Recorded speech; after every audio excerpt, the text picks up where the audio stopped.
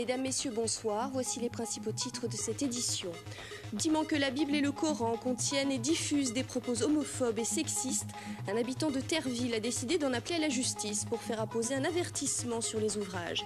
La Bible et le Coran diffuseraient-ils des propos sectaires, homophobes et sexistes? C'est en tout cas l'avis d'un habitant de Terreville en Moselle qui a décidé d'en appeler à la justice.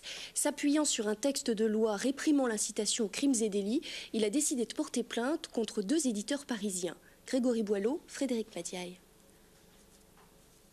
Ils sont rangés précieusement sur une étagère, même s'ils n'y attachent pas beaucoup d'importance. 2 livres, 2 ouvrages que l'on ne présente plus. Salva Pertutti ne croit en aucun dieu, en aucune religion. Ce qui l'interpelle alors dans la Bible et le Coran, ce sont certains passages qu'il juge inacceptables.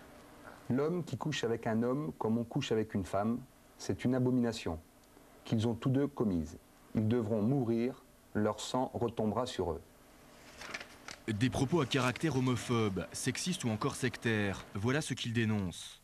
Il s'est donc appuyé sur une loi de 1881, une loi qui condamne toute incitation aux crimes et délits, pour porter plainte contre 2 éditeurs parisiens de la Bible et du Coran. Son combat à lui, c'est la tolérance et l'égalité des sexes. Si j'arrive déjà un tout petit peu, même si c'est rien qu'à faire prendre conscience aux gens que les livres de religion sont sectaires, dangereux, que la femme n'est pas inférieure à l'homme, que l'homosexuel n'est pas un être anormal, par exemple aussi, des choses comme ça, ben, je pense que j'aurais fait avancer un petit peu une noble cause. La plainte est déposée, maître, je sors du tribunal à l'instant. Salva s'est entouré d'un avocat.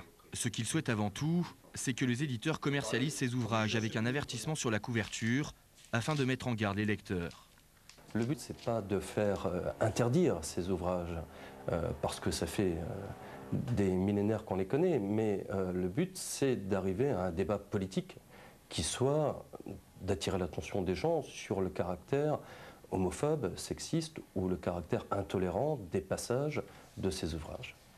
C'est au procureur de la République de Thionville de donner suite ou non à cette affaire. Toujours est-il que Salva a lui aussi écrit un livre, Le Livre athée.